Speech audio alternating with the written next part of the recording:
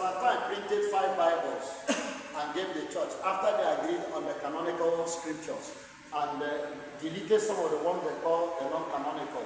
Some of them the Roman Catholic added as a proprietary. Why were some of these books rejected? These books were rejected because stories from church fathers show that most of these books came from wrong sources. Some of them are also books that were backing things like Gnosticism and some of these false doctrines and teachings that we are hearing, heretical teachings now. So some of their origins, no matter their claim to have come from one apostle or the other, but they were related to this sense, which the former councils in one way or the other has called heretics. So that when you see people begin to quote them, the book of Andrew, the seven spirits of, are you getting the book of Enoch? I was telling somebody, they are not even understood the book of Timothy, they are looking for book of Enoch. That's how people they look for cultism. And before you finish it, evil spirit will enter you. Dr. Ebert Nana is telling us what level of knowledge does the Council of Nicaea have to know the one that will be in the Bible and the one that is not in the Bible. From what we learned in this course, you will see that the Council of Nicaea took place just barely 300 years after Jesus died. They were closer to the crisis. Are you understanding that happened in the church? We also saw how many heretical doctrines that came before that time. And we know the books that are associated with these heresies. So that council simply removed these books that were associated to those heresies. So for somebody to come after 2,000 years, you are not even a historian. You have not spent time to tell me that those councils were foolish people. Even from the little we learned here now, you can see how the kind of commitment this people put. Yes. I don't think anybody here, me and you, can in those days, no motor, nothing, go for a council, sit here for 3 months, 4 months, discussing only one doctrine. You can see the level of commitment of these people. Yes, sir. All right.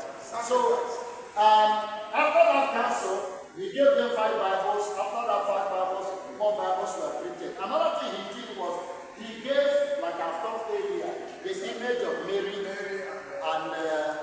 and Christ. And that was kept in that church. Then, no, he didn't actually give it to be a thing of what to be worshipped. He simply gave it as a gift. And it was dropped in Hagia Sophia, which I've said before, which is in the present Turkey now.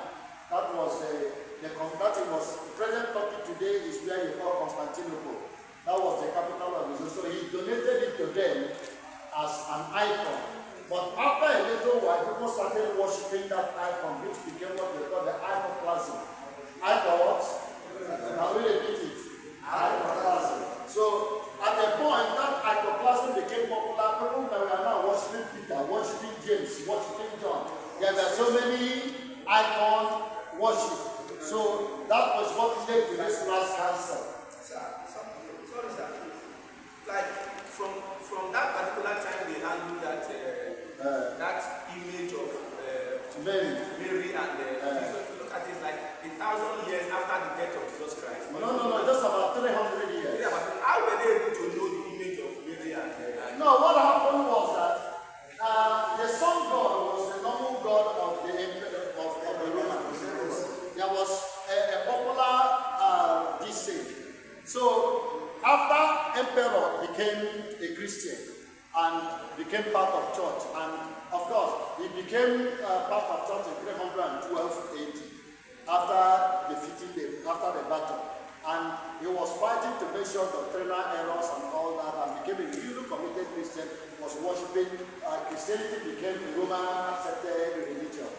Now, after the settlement of the doctrine of Arianism, which became a very major crisis, they called the first meeting in 318 AD, and they couldn't solve it.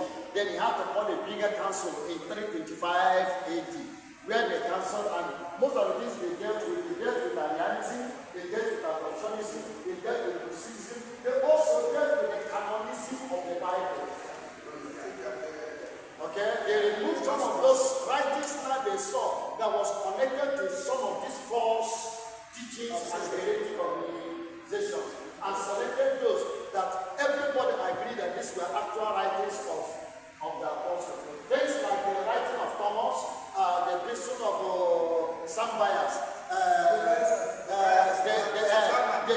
writings of Odessa. Now, some of these are mystical writings that are connected to. No, those ones are Old Testament. I mean, there are so many new writings, which most of them are actually occultic in nature, especially connected. And you can see when we are learning adoptionism, Maconism, that he even had his own book after he rejected every other book that looks like the book of Luke. You remember?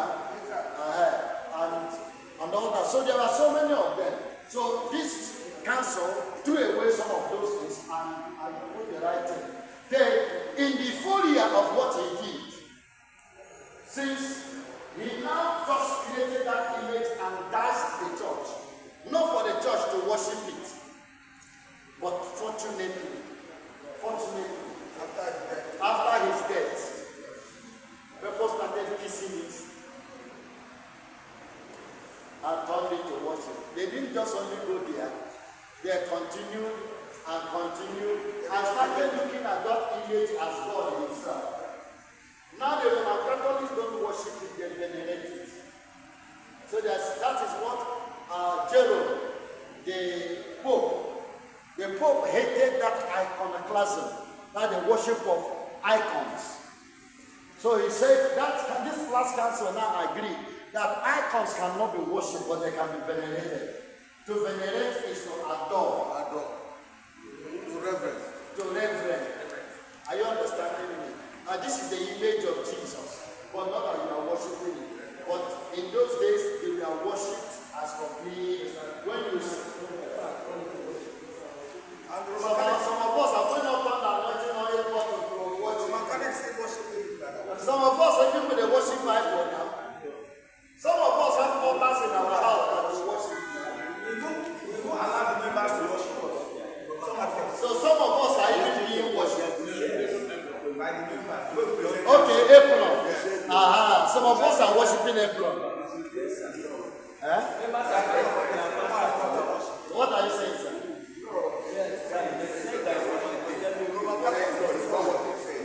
No, Roman Catholics don't worship the image, they venerate it. Understand their doctrine, they venerate it. They don't. Now, this council agreed there's a difference between veneration.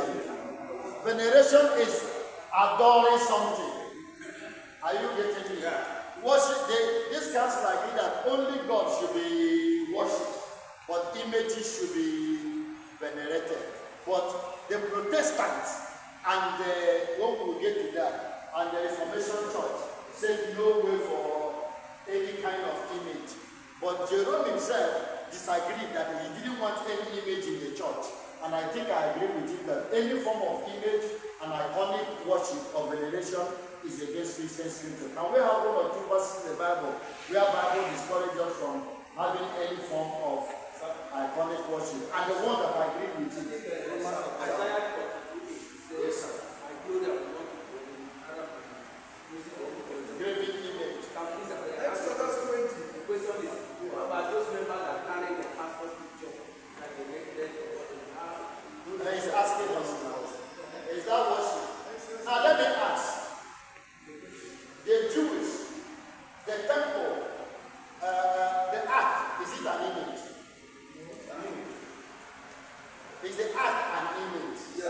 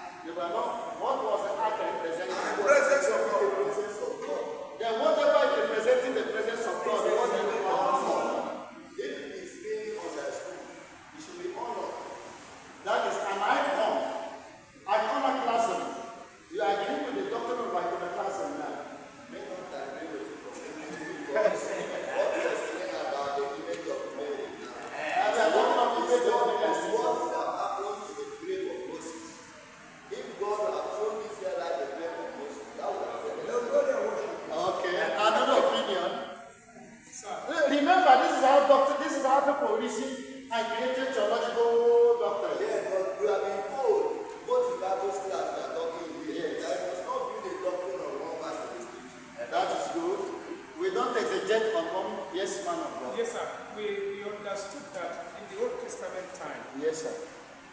God introduced himself Yes. to the Israelites Yes. through the ark. Okay. And that ark was an ark of covenant that he made with. Did God start with the ark? When he started, the Israelites did not know him Okay. as a God. Yes. So he introduced himself as the God of their fathers when he sent Moses to deliver them from. It was in the process of leaving the Egypt to the wilderness. He constructed a tabernacle, Yes. of which the ark of God was at the center, and which other tribes, the 12 tribes. And there's something I'm looking for. What was God thinking of when he decided to create something that could represent his presence? Like when What was it? I'm coming, sir. I want everybody to get me. Now, we are talking of what made Constantine to bring Jesus' image and Mary, am I right? That is the theory of iconoclasm that led to the 738 Second Council of Constantinople.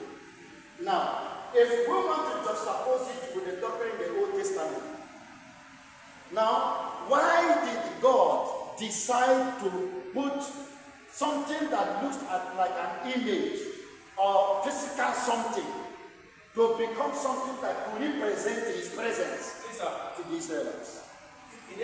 Was he trying to create iconoclasm too? Yes, sir, because like the Bible told us that he became a pillar of fire to them in the day. He became a a pillar pillar of fire to them in the night. His presence was there. He was the one that gave them direction.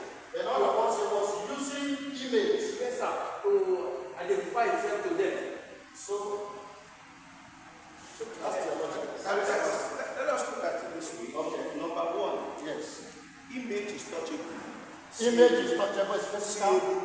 Feelable. Yes. Okay. So if we say the ark is not an image, it's wrong. Yes. The ark is an image. But now, why was that ark given? Why was That it? is what we are What was looking at. behind it? Yes. The ark is not what they worship, because the ark is not God. Yes. But if you check back at the Old Testament, Yes. these Israelites, they have a background. And that background, they have idol worshiping background. Yes. That is the reason why anything they want to, they feel it is God. They want to see that thing. They want to see. That was the reason why when Moses left there for some time, they built a calf because they like to see what they So call. when Moses left, they built a house, something they could an They image. can see Yes. and worship. Yes. So because God wants to remove that thing from their heart, remove that thing from their mind. I believe it's not scriptural anyway. I'm not bringing a scriptural quote here. No, it's I trying believe to that is look the at reason why iconography. God brings something like a symbol Yes. that represents His presence. Yes. So you can, each time they take that act to even in their battleground, they win that battle. They see that act as God's presence. What is inside the ark? It was made with stones. The Seven rod of stones. Moses. 7 stones that sacrifice. The rod of Moses. 12 stones. 12 stones that sacrifice. 12 stones. The rod of Aaron. The body. At the shipwreck. At the tablet of. Then what is another strange thing on top of the ark? The two shadows that covered the ark. And the Bible said that that ark was a replica of something in the heavens. Am I right? Did God tell Moses that he should make that image according to the replica of what? Yes, sir. Of this in heaven. What is showing? So the ark was a pattern of something he saw in heaven. Now, if we want to look at it theologically speaking, was it God that created iconoclasm?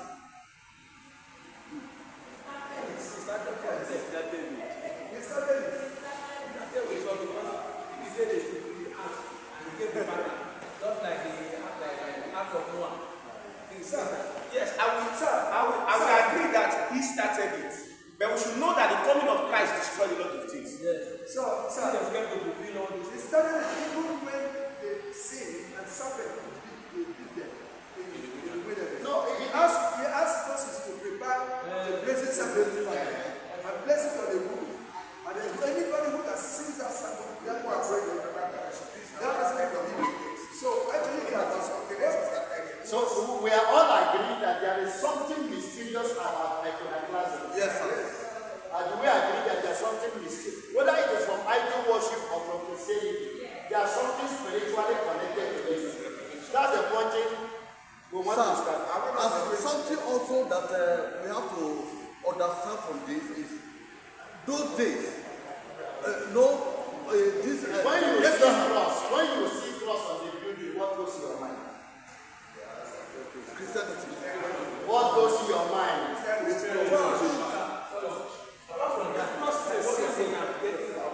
Because most of us have prayer program. Yeah. What do we put there? And we believe that the moment we enter there, What do we put at that prayer place? All of you that have prayer altar, what is your prayer altar? The cross and the Bible. You are now. How many people have prayer altar here? What is it here? What is it? Books, your Bible, your phone, your home, that area you only go there to pray and sometimes you feel that when things are getting wrong, when you get you there, feel that place is very holy. yes. So that is how it also goes. But I don't let up now. Prophetifying. All of you that have prayer altar, I know you have one. You used to feel that place is holy, am I right? There are certain things you do, you don't know what you have. You feel that place is when you quarrel with your wife, you just avoid the place. Praise God. Now some of us go and lie down there. How many of us go to the altar and lie down? Yes. How many of us go to our altar? Why do we go there? It's a place of reconciliation. It's because we believe that was secreted. It's Eh? a second belief. It's consecrated. It's a kind of idol. Now, the point I'm trying to establish is that a place can be venerated, just like this altar. Because it is used for God, it is honored. Am I right? I've gone where they're doing child dedication. The pastor, he said, make I dedicate child. I name the child, finish it, collect the child from me. They go to your altar, drop the head of the child 7 times. Because as long as it's concerned, that is his altar. So you can see, veneration is that an image or something can be exalted as a place where God is. Just like this house of God. You believe that when you go here now and kneel down, some people, because we use here to preach, if they lay hand on it and pray, they believe they start anointing. Am I right? Yes. Good. So that council agree that iconoclasm should not be obeyed, but things that represent